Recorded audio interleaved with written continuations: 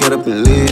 Why do they get up and leave? Tell you they love you, then get up and leave. What's up, guys? Welcome to another episode of the NBA Recap. Let's start back doing another video, back doing another episode, and today we're going to continue our if the playoffs were to start today, who would win?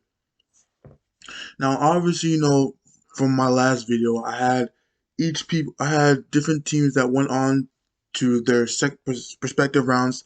For the West, I had the Jazz and the Clippers, the Lakers and the Suns, and for the East, I had the Sixers and the Celtics, and I had the Bucks and the Nets. Now, for this second round, it's going to be a little bit tougher because these teams, I don't know, the trade deadline is coming up, so we don't know exactly what the new additions will look like. All we know for sure is that Blake Griffin is with the Nets right now, so that's the only major change that's happened to these four teams so far. These 8 teams so far. So it's gonna take some time. We gotta wait till the trade deadline. Maybe I'll do another video when everyone is constructed on whether or not who will win each round. But yeah, without further ado, let's get into these brackets. Now, the first matchup we're gonna talk about is the Jazz versus the Clippers, man. Jazz versus Clippers. Now, we all know who the Jazz are nowadays, man. They shooting three, in my opinion. They live and die by the three. They shoot it. They do play some defense, but they do shoot the ball. The Clippers also very good shooting team, man. For some reason this year their defense is not as great as it should be. I think last year they're like a top 5 defense, but this year they're taking a step back from defense and put more on the offensive end. It's kind of weird when you have two-way wings and you have a defensive minded guy in Serge Ibaka, but somehow the defense is still like 15th in the league.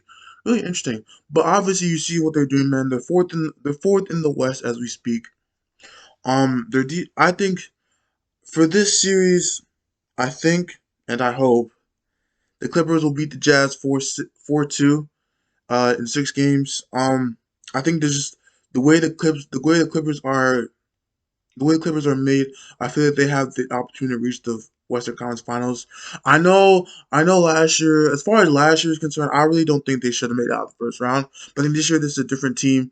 They've been on like the low radar this year because of people are just not looking at Clippers, man. They failed last year. It was a failure. They lost in 7 games to the Nuggets.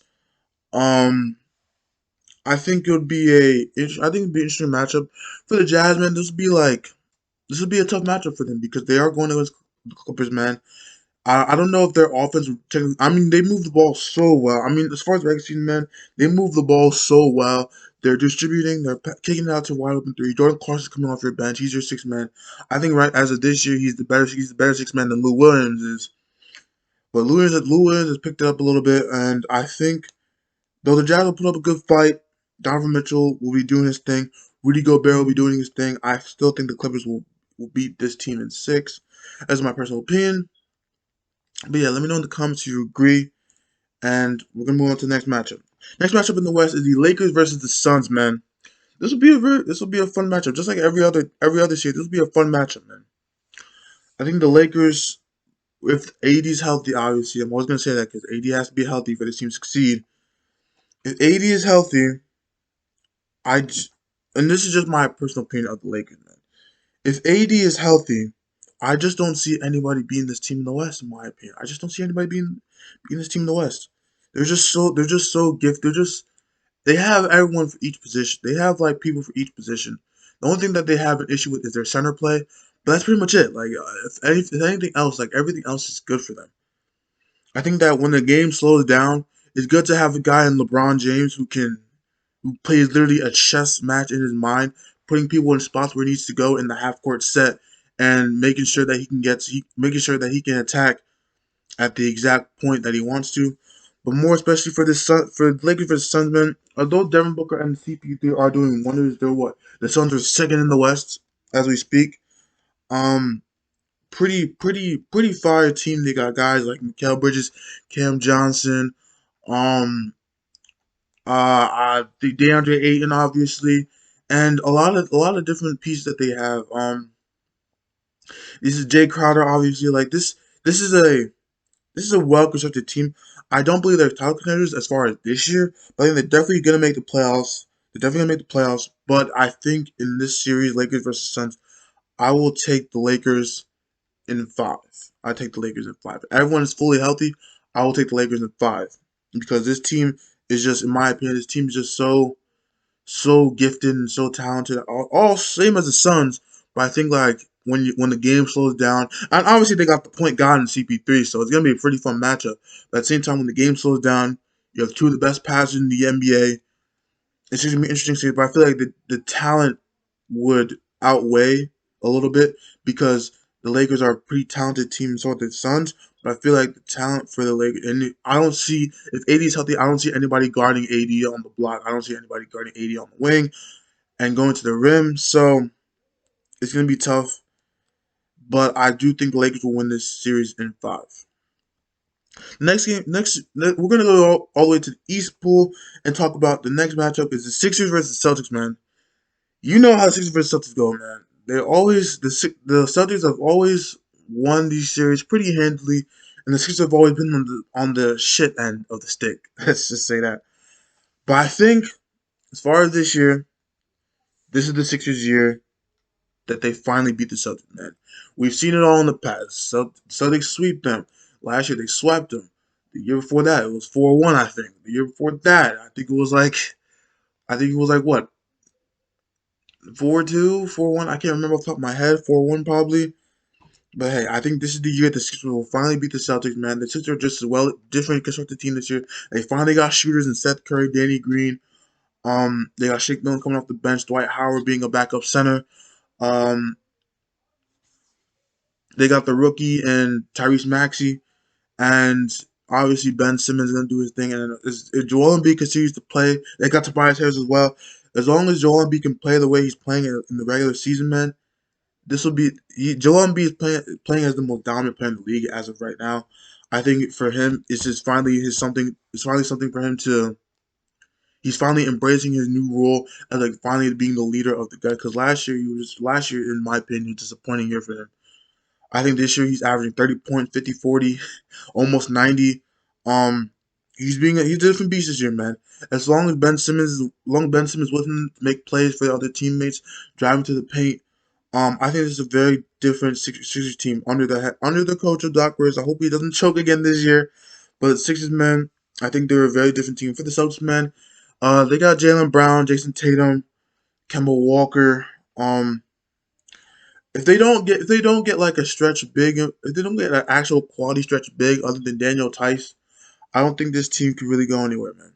Unless they get another superstar, I don't think by the trade deadline, I don't think this team can beat the Sixers as they're currently constructed, man. I know Jaylen Brown obviously an all star, Jason Tatum obviously an all star, Kemba Walker still doing all star things, but I still think in the end the Sixers are just a better team this year, man. But hey, we'll see in the playoffs, man. We'll see what happens. But at the same time, we also got to consider that the Sixers are a way different team than they are. The Celtics, man, they have quality players the Celtics do have, but I don't think this is the time. This is the year for them. It's kind of been a weird year for them, but at the same time, I think they still need to gel at the end of the day. But at the same time, um, yeah, it's still gonna be tough. But I still think the Sixers will beat the Celtics 4-2. I'll give them 4-2. I'll give the Celtics 2 games. Next series I want to talk about is the Bucks versus the Nets, man. Man, Bucks versus the Nets. This is gonna be a very, very interesting series, man. The Bucks, obviously, you got Giannis, you got Chris Middleton, you got Drew Holiday, Brooke Lopez, Dante DiVincenzo. Um, you got DJ Augustin, who's been okay. Bobby Portis, Torrey Craig, if they actually give him minutes, man. I think this is a very good team when they put their mind to it. We just saw what they did to the Clippers, man. I think they're a very good team when they put their mind to it. Obviously, you're going against a powerhouse offense in the Nets.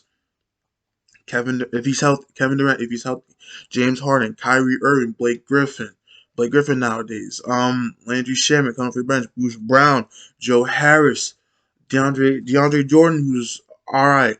I think that if you want, I think the Bucks have always been a nice regular season defense, man. The regular season defense, they've always been nice, but I think obviously we've seen the playoffs, man. Their defense is just trash. We saw what the Miami Heat did to them. Give up 23s. You cannot give up. You cannot give up that many threes to this team. You cannot give up threes to this team. It's just so because they have three weapons. Now you have a Joe Harris, a 3-point marksman, and guys off the bench, Landry Shamet, Bruce Brown getting the paint, also hit three, can play some defense as well. Blake Griffin nowadays, you gotta guard him. I think it's just this team, as far as the East is concerned, I think the Nets will win the. I think the Nets will win the East. But you're going against the Bucks, man. Tough matchup. By the end of the day, I still do think the Bucks can do damage. So I will make this series. The Nets will win the series, obviously, because it's the Nets. Come on now. The Nets will win the series, and this is kind of tough, man. I'm not gonna lie, it's kind of tough. I think I'm gonna make this. I think the series will go 6-6. I think it'll be 4-2. I think the Bucks will play. I do think the Bucks will win the first game. I do think the Bucks will win the first game because you got Giannis in the interior. The Nets don't really have great defense. The Giannis will just feast on the interior. We saw what happened in the regular season game. Um, it's just that so tough to beat this team. By the end of the day, it's the Nets, man. The offensive power will just carry them at the end of the day.